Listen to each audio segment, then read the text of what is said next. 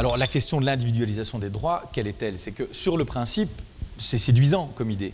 Maintenant, la question à se poser, c'est de savoir sur quoi on individualise. Parce que est-ce qu'on prend le revenu de l'allocation sociale du chef de ménage, 1002, 1003, parfois selon le nombre d'enfants, ça peut encore aller un peu plus haut, ou est-ce qu'on prend celle de l'isolé? Et alors on met tout le monde à 860. Mais ce qui pose problème pour les personnes qui sont, elles, effectivement isolées et qui auraient des enfants, par exemple, on ne peut pas vivre de ce revenu-là.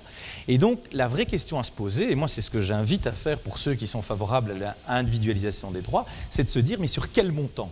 Parce que juste dire on va individualiser, ça ne veut pas dire grand-chose. Deuxième point, ça c'est un titre très personnel, moi je suis favorable à l'allocation universelle. Nous avons pris l'option de l'individualisation des droits, c'est-à-dire une suppression progressive du statut de cohabitant. Résolument pour. Je pense que ce statut de cohabitant a énormément d'effets pervers. Dans certains cas de figure, il incite même presque à la fraude sociale ou à l'habitation publique. Je pense que ça a beaucoup d'effets pervers. Nous souhaitons supprimer ce statut de cohabitant, progresser résolument dans l'individualisation des droits, en n'oubliant pas les cas particuliers, comme par exemple les veuves.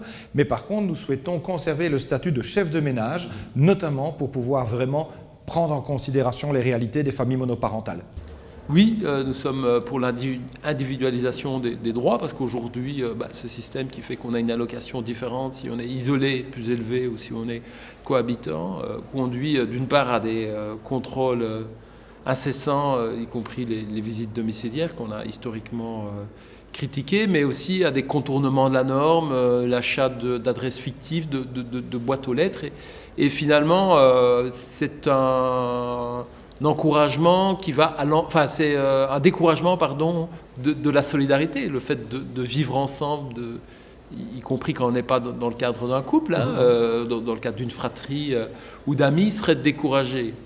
Ben moi, je trouve que tout le monde devrait avoir son statut individualisé. Je veux dire, c'est vraiment pénaliser les gens qui se mettent en couple, quoi. C'est vraiment une pénalité anti-amour. Franchement, je trouve ça vraiment grave. Et donc, j'ai envie de dire, individualisons tous les droits.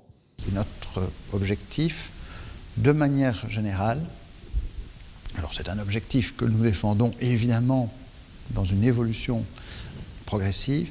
C'est d'aller vers l'allocation sociale unique. Ce n'est pas le revenu universel. C'est-à-dire, tout simplement, quand on voit le nombre de revenus de remplacement qui existent selon les branches de la sécurité sociale, il est peut-être temps d'avoir un socle commun à toutes ces branches où on garantirait un revenu minimal équivalent à ce qui est considéré aujourd'hui comme le seuil, le revenu en dessous duquel le seuil de pauvreté est atteint, c'est-à-dire, on l'estime à un peu plus de 1300 €.